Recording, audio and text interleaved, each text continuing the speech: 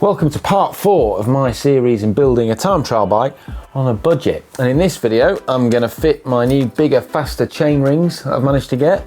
I'm going to sort out the cockpit. I've got some new Tribars to go on there. And then after all that, I was hoping to get out on a test ride for it outside, but I mean, the weather's taken a turn. It's looking a bit crap, so that might have to wait. But we'll see how I go. I'll get fitting all the bits first. So first up, the chain rings that I'm going to fit onto the bike. These are a used pair of rotor chain rings, but they're no Q, which means they're standard round rotor rings. They're not the oval ones that rotor are known for, which is what I want. I want round ones. And it is something that you can often get a good bargain for online as well, because chain rings last a very long time, and it is easy to see, if you know what you're looking for, if they are past their best and to be avoided. You know, if they're really worn down on the teeth and they look like shark's teeth, then not really, we'll just steer clear of them. But if you've still got the ramping profiles on there, as are on these, then they're perfectly fine to use. So this is an FSA Gossamer crank that comes with this bike. It's a pretty stock crank. You find it on a lot of bikes. It's a popular, what we call OEM component that's fitted by manufacturers. But that's for good reason. It's reliable. It's a solid chain set. But there are lighter, stiffer and slightly more aerodynamic chain sets and crank arms out there that people might put on really bling mega TT bikes. But I would argue that in terms of bang for your buck, that's quite an extravagant, very marginal improvement to the bike, and not something that I would, want to prioritize in a budget time trial build. I'm happy to stick with these. Also, they're the right length for me, 172.5. So, because I'm sticking with these chain rings fit, because this is a 5-bolt crank, as you can see, and the bolt spacing is 110 BCD, which means these will fit because this is also 110 BCD. So let's take off the chain rings and get these rings fitted. Once you've undone all your bolts, you'll find that your chain rings can just slide off. And something else that I should remind you all, because I mentioned it I think in the first video in this series, but it was a while ago now, is the reason why I'm changing the chain rings is that they're compact, 50-34 on there, and they're just kind of too small for what I want on a time trial bike. Something else that's cool about these chain rings is that this outer one is solid, and that's deliberate. That's just to try and improve aerodynamics a bit as well. I've never seen any data actually on this that's been done independently, but I would imagine that there is some kind of aerodynamic saving from having a solid ring.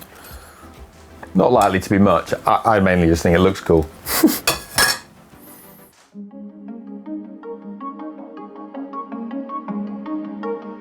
When you put chain rings on, this bit, I don't know if you can see that there, that goes behind the crank arm.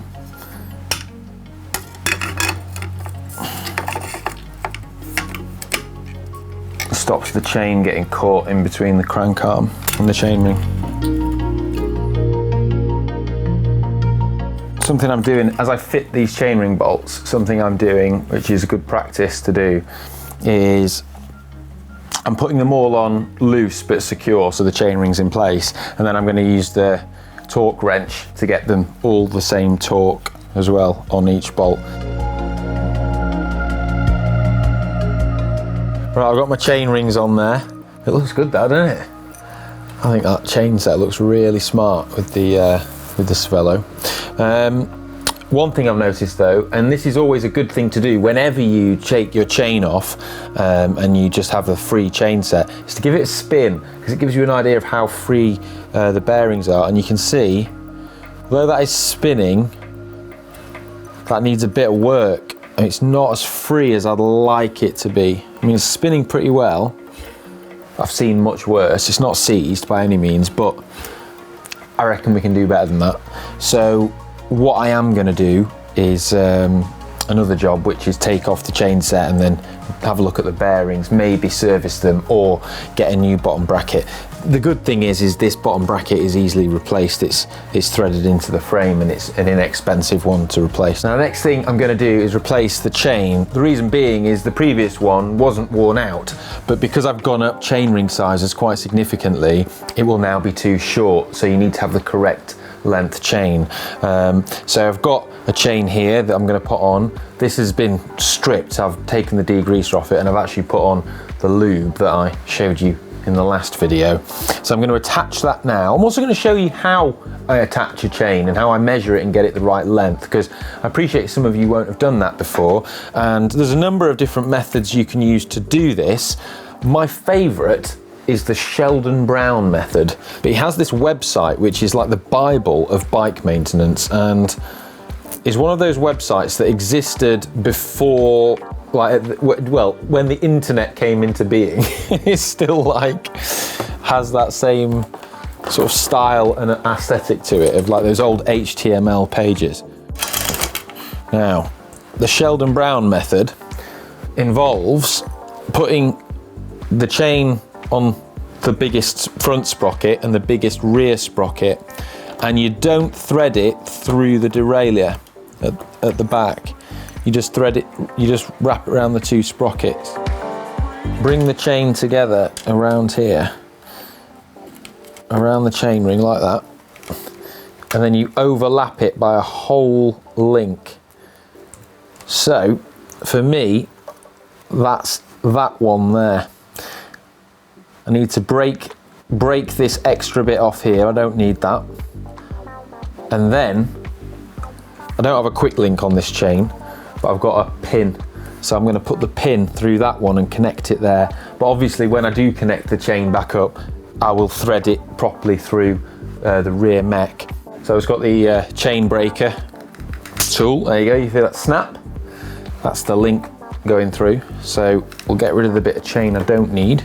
So I'm using this master pin rather than a quick link, and I do think quick link, I just want to stress, I'm using that because that's what this chain came with. Quick links are a better solution in my opinion.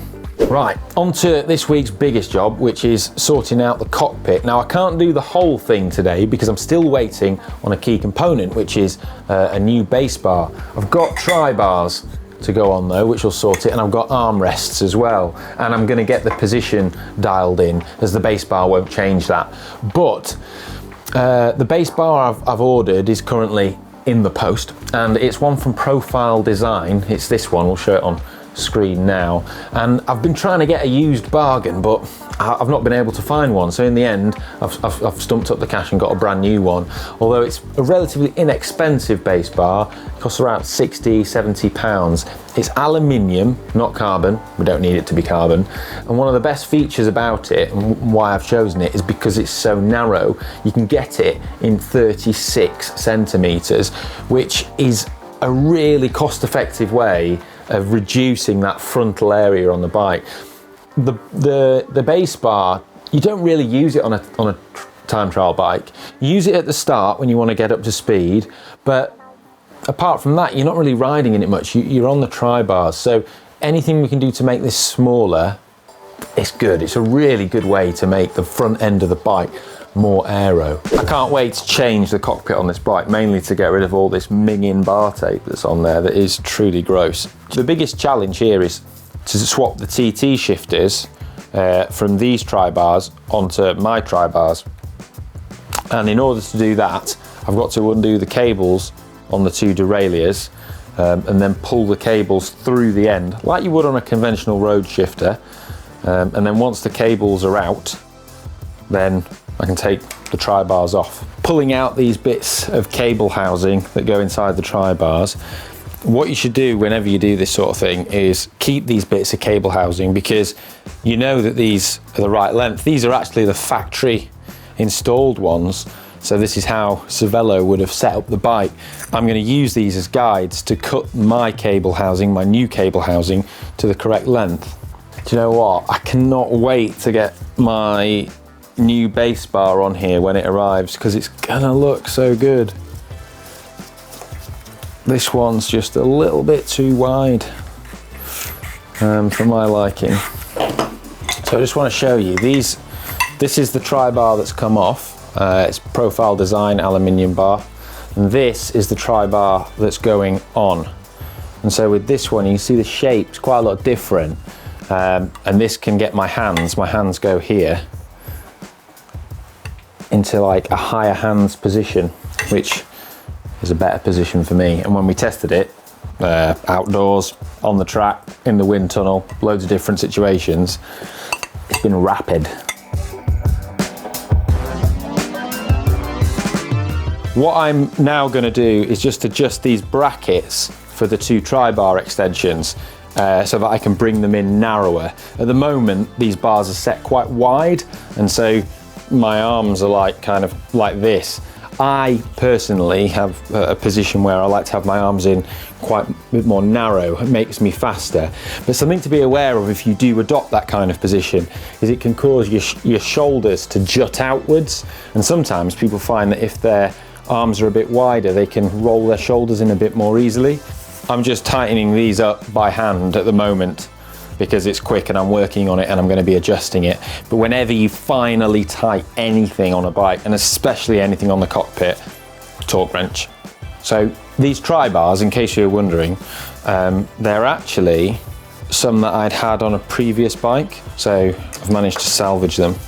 They are actually carbon fibre. You don't need carbon fibre ones like I've been banging on about with all these other bits, but if they're there to be used, let's use them. And now I'm putting on the armrests. So these armrests are some that I've got in my spare parts bin, which are, well, I say bin, it's not exactly full of trash. So these are some Aero coach ones which I used during their hour record. And what I like about these is that they're really sort of high-sided here, and they're also angled in, which is really nice. I like the way that it means that you can keep your elbows in. It sort of holds your arms and your elbows in position. The great thing about cockpits like this is like how much adjustability they give you. It's just loads. And you know, really heavily integrated, modern, super expensive time trial bikes, you know, they look really cool and they are a little bit more aerodynamic, but you do often lose that that ease of adjustment and tinkering and fine-tuning your position, which is so important for, you know, aerodynamics, but also ergonomics and comfort as well. How about that then? I think that's I'm pleased with that. I think that looks smart with the new cockpit. When I get that base bar on, oh, it's gonna look good. So there's a few more jobs I need to do on here. Like I need to get the bar tape on, I need to sort that front brake out, I need to recable everything. I'm also probably going to chop that. I'll have a look, and I need to check out the position and a few other little things. So we'll see how that goes. In the next video, because this is all I've got time for today, it's taken me longer than I thought it was going to take. In the next video, I'm going to take it for a ride and hopefully pitch it against the Orbea Superbike TT bike, and we'll see how it goes down. That will be exciting. But before that happens, I think in its current state as it is, I'm going to take it outside and take a picture and submit it on the app, because I want to show it off because I'm quite pleased. I think it looks really nice, doesn't it? It shows how just a few things can make it look good. Also looks good without cables, which is making me want to get E-tap for it now. Ugh. I'll sort the cables out, I'll make them look good. And I'll tie them up with some zip ties, as people suggested. Right. This bar tape has seen better days as well. I've realised, why am I bothering to take off the bar tape when I'm putting new Tribars on anyway? I'll lose the bar tape when I lose the Tribars. It's been a long day. Right, so you can cut all that about the bar tape.